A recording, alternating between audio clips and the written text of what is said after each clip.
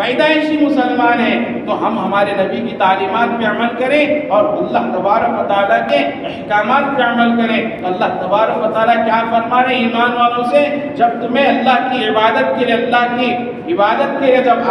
آواز دی جائے، آواز صدا لگائی جائے تو فوراً اللہ کے ذکر کی طرف دوڑو،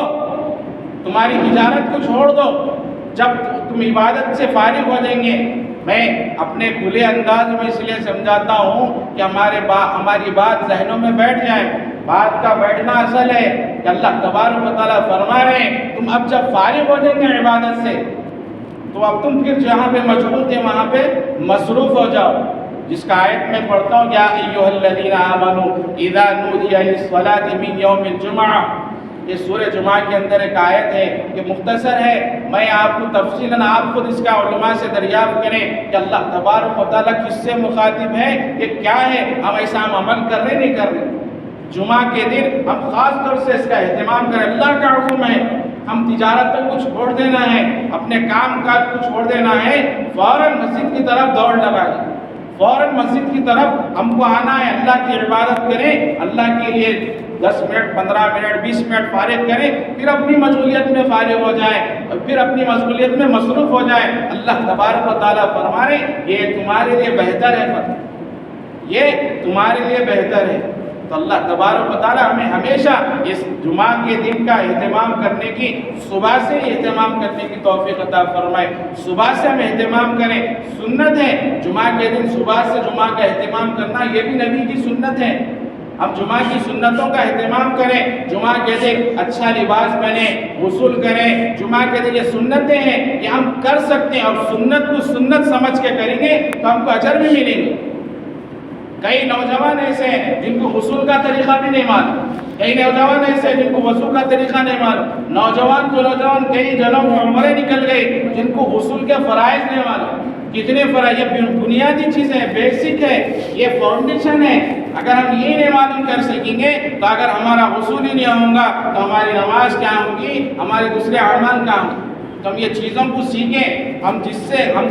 سے محبت ہے، جو علماء سے، جو منصب سے ہم کو رغبت ہے ان کے قریب جائیں، یہ چیزوں کو ہم سیکھیں، سیکھنا بہت ضروری ہے۔ اللہ تبارک و تعالیٰ ہم سبوں کو اس کا اہتمام کرنے کی توفیق عطا فرمائے۔ تو میں ایک آیت پڑھا تھا سورہ آل عمران کی، اللہ تبارک و تعالیٰ اس کے اندر فرما رہے ہیں کہ ساری سلطنتیں ہماری ہیں، ساری سلطنتیں ہماری ہیں، ساری سلطنتوں کے بادشاہ ہم ہیں۔ اللہ تبارک و تعالیٰ فرما رہے ہیں حضور صلی اللہ تعالیٰ علیہ وسلم سے، آپ کہہ دیجئے کہ ساری کی ساری چیزیں جتنی بھی ہم کو نظر آ رہی ہیں، ساری کی ساری چیزیں جو ہم نہیں دیکھ سک رہے ہیں، ہم جتنی چیزیں ہیں، جتنی سلطنتیں بنی ہیں، تمام کی تمام اللہ تبارک و تعالیٰ کی۔ آپ کہہ دیجئے قل اللہم مالک الملک، اللہ فرما رہے ہیں آپ کہہ دیجئے کہ ساری کی ساری چیزیں اللہ تبارک و تعالیٰ ہے۔ مالک الملک تؤتی الملک من تشاء، اللہ فرما رہے ہیں یہ جو ملکیت ہماری ہے، ہم جس کو چاہے اس کا مالک بنا سکتے ہیں، جس کو چاہے اس ملکیت کا مالک بنا سکتے ہیں، جس کو جتنا چاہے ہم دے سکتے ہیں۔ اللہ کی قدرت ہے، اللہ کی بادشاہت ہے، اللہ کسی کو بادشاہت پہ بٹھا دے تو دنیا کی طاقت مل کر اس کو بادشاہت سے اتار نہیں سکتی۔ اللہ اگر کسی کی بادشاہت کی کرسی چھیننا چاہے، دنیا کی طاقت مل کر اس کو کرسی پہ بٹھانا چاہے تو بٹھا نہیں سکتے۔ اللہ تبارک و تعالیٰ فرما رہے ہیں جس کو چاہے ہم بادشاہت دے دیں، جس کو چاہے بادشاہت کی کرسی چھین بھی لیں۔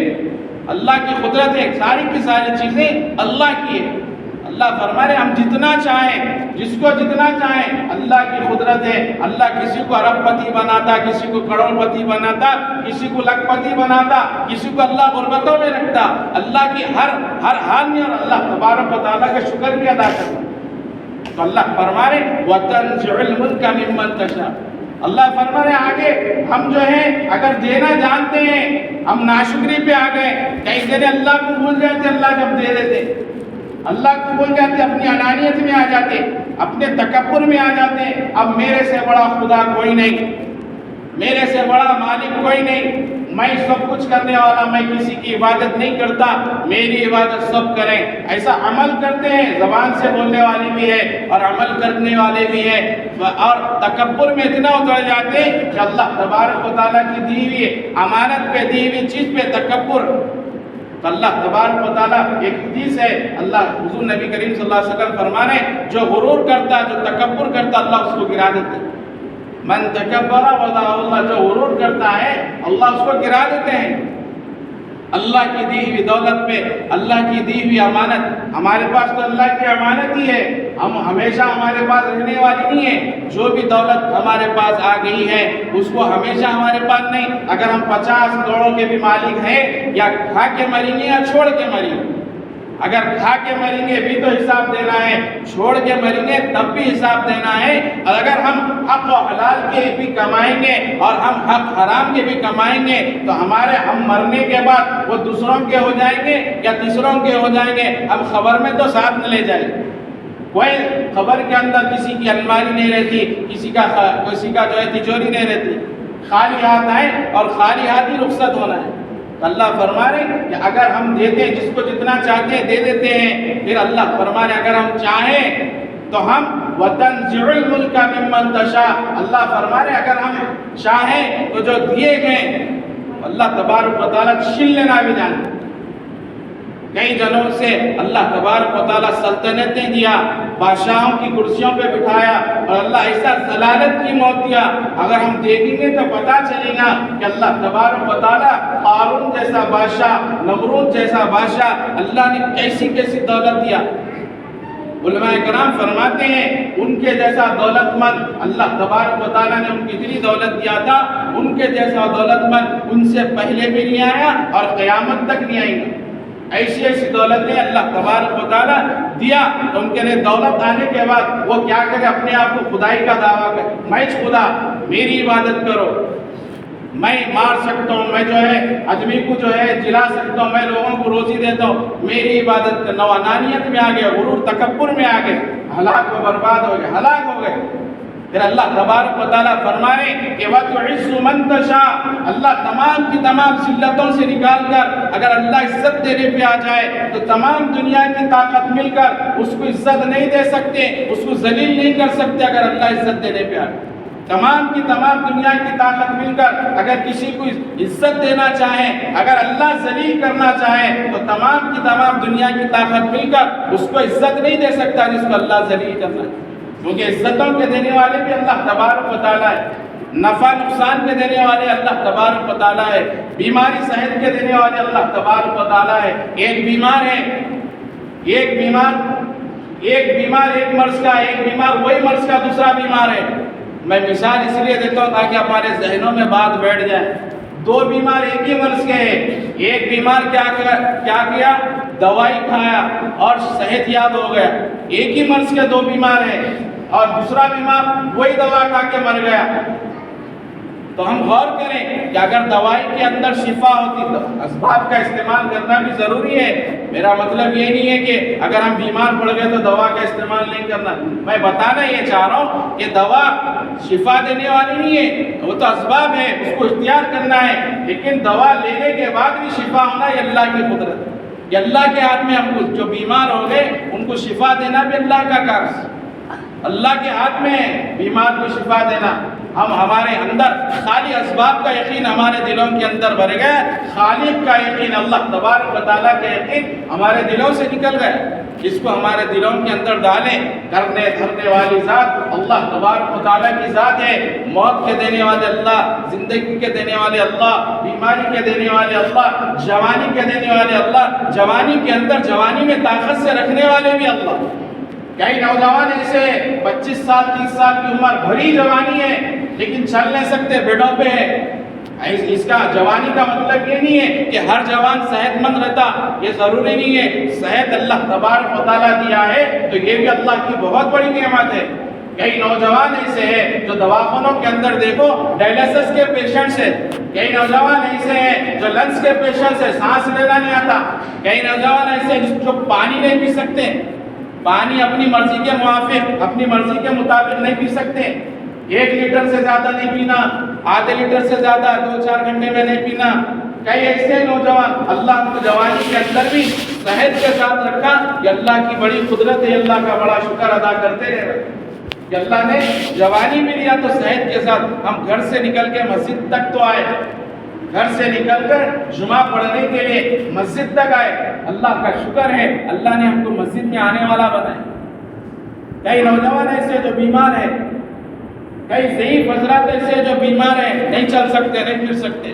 اللہ طاقت سے رکھا، اللہ کا شکر ادا کریں کہ اللہ فرما رہے وَتَنزِعُ الْمُلْكَ وَتُعِزُّ مَن تَشَاءُ وَتُذِلُّ مَن تَشَاءُ بِيَدِكَ الْخَيْرُ، اور ہر کام اللہ تبارک و تعالیٰ جو کرتے ہیں اس کے اندر بہتری ہے، اس کے لیے ہمارے لیے بہتری،